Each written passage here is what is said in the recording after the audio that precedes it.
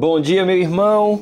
Que a paz do Senhor Jesus esteja sobre você em nome de Jesus. Hoje nós vamos falar sobre o milagre que Jesus expulsa um espírito imundo. Está registrado lá em Lucas capítulo 4. Fala assim no versículo 31 em diante. Então ele desceu a Cafarnaum, cidade da Galileia, e no sábado começou a ensinar o povo. Todos ficavam maravilhados com o seu ensino, porque falava com autoridade. Na sinagoga havia um homem possesso de um demônio, de um espírito imundo. Ele gritou com toda a força: "Ah, que queres conosco, Jesus de Nazaré? Vieste para nos destruir?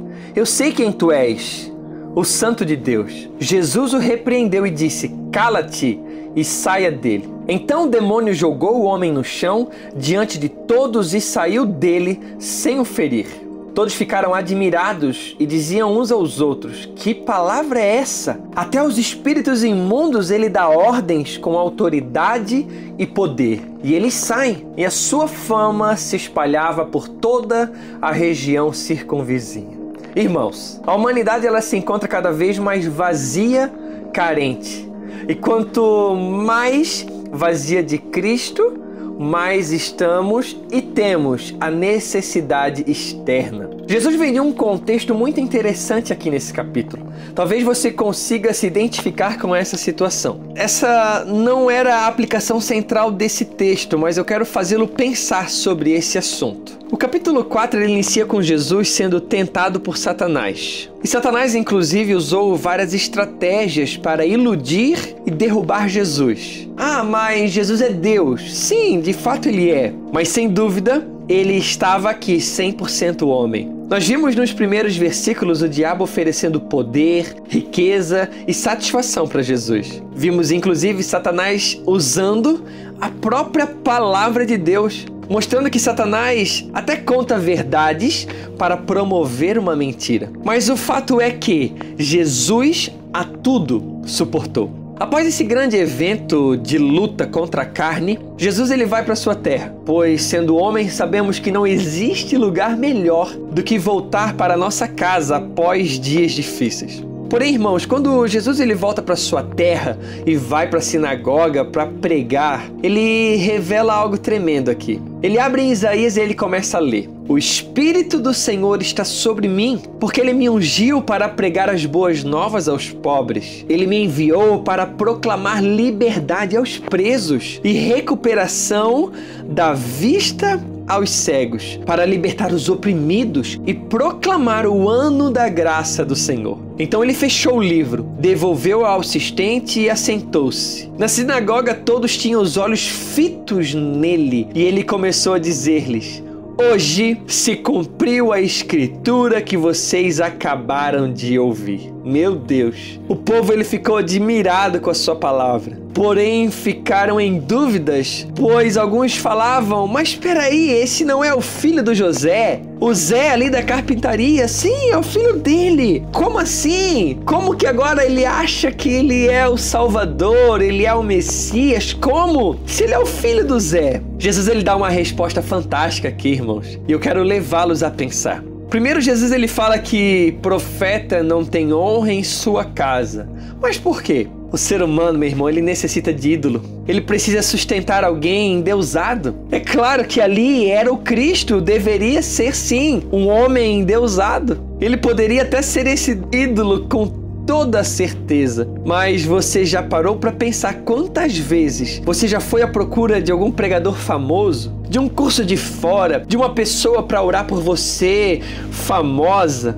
Por que fazemos isso? Nossos pastores não podem assim fazer? Será que é porque você conhece as fraquezas e os defeitos do seu pastor? É muito mais fácil acreditar e se iludir em alguém de fora, alguém que você não conhece direito, do que naquele que você viu crescer, naquele que anda com você ao seu lado há anos. O ser humano ele tem a necessidade de viver uma ilusão de um ser humano herói. E na verdade o único até hoje foi Cristo. Todo ser humano é cheio de defeitos e necessidades que precisam ser jogadas em Cristo todos os dias. Não se deixem levar, meu irmão, pela fama de grandes homens que estão na mídia. Cada um dará conta de si e da sua vida ministerial. Até creio que os maiores homens de Deus estão abandonados pela mídia e o sucesso lá nas selvas, em lugares carentes, em lugares proibidos de pregar o evangelho. E eu e você talvez nunca nem vamos conhecê-los aqui,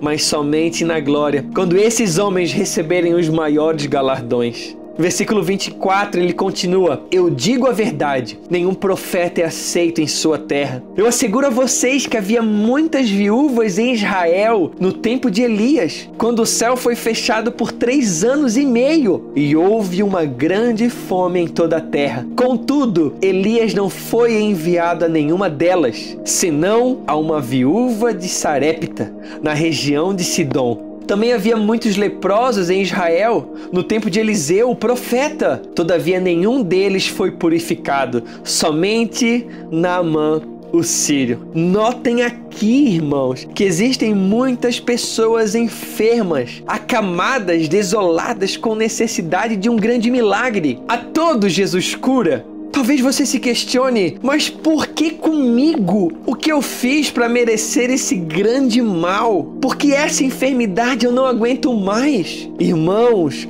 o nosso foco precisa estar em Cristo e não em milagres. Por mais que precisamos de um agora, o maior ele já foi realizado, conforme ele mesmo falou que veio para pôr em liberdade os algemados. Eu e você estávamos algemados num corredor direto para a pena de morte. A ideia não é curar a todos, mas sim salvar a todos. Fica claro que existe uma eternidade para nós, e esta sim é a preocupação de Cristo. Mas enfim, o que falar desse milagre em questão? Jesus ele expulsa o demônio de um homem. Como falamos no começo do capítulo, Jesus foi tentado. E no versículo 13 fala: tendo terminado todas essas tentações, o diabo o deixou por um tempo. Pensa comigo. Satanás ele tenta iludir Jesus oferecendo muita coisa. Jesus é desprezado na sua casa, no seu lar, na sua terra. Depois disso, Satanás vem para novamente iludir Jesus, dizendo que ele era o Filho de Deus, o Santo de Deus. É uma verdade sem dúvida, mas a nossa aplicação ela vai ficar nesse ponto hoje. Nós precisamos receber elogios para saber quem somos. Paulo fez o mesmo quando uma mulher saía gritando pelo caminho: estes homens são servos de Deus Altíssimo, e anunciam o caminho da salvação. Imediatamente Paulo expulsou o demônio daquela mulher. Desejamos reconhecimento, meus irmãos. Talvez nesse momento você esteja querendo receber um reconhecimento de alguém, do seu patrão, dos seus pais, dos seus pastores. O que eu quero deixar claro para você é que a sua identidade não pode ser decretada por aquilo que as pessoas dizem ao seu respeito. A sua identidade é firmada em Jesus Cristo e ponto final. Não sei por elogios. Eles podem te arruinar. Não se alimente dos elogios. Se alimente das críticas construtivas, da palavra de Deus, da exortação, pois elas te levarão para um nível mais maduro da sua fé. Tanto Paulo como Cristo, se tivessem acreditado nessas pessoas que ficavam exaltando eles teriam acreditado em demônios. Eu não quero dizer que elogios são demoníacos, porém cuide, vigie. Em Provérbios 29:5 fala: quem adula o seu próximo está armando uma rede para os pés dele. Meu irmão, não espere elogios. Os galardões que receberemos nos céus são muitos, mas muitos e mais preciosos. E se já o recebemos aqui nessa terra, não vamos receber nos céus. Tenha sua identidade em Cristo Jesus, forjada na sua palavra, em nome de Jesus. Eu sei que é uma palavra de exortação, mas meu irmão, entenda isso. A palavra de exortação forja o nosso caráter em Cristo Jesus. Não precisamos de reconhecimento. Precisamos de Cristo, em nome de Jesus. Meu querido irmão, eu te amo e em nome de Jesus, eu creio que essa palavra, ela foi lançada no teu coração e vai gerar muitos frutos para a glória de Deus, em nome de Jesus.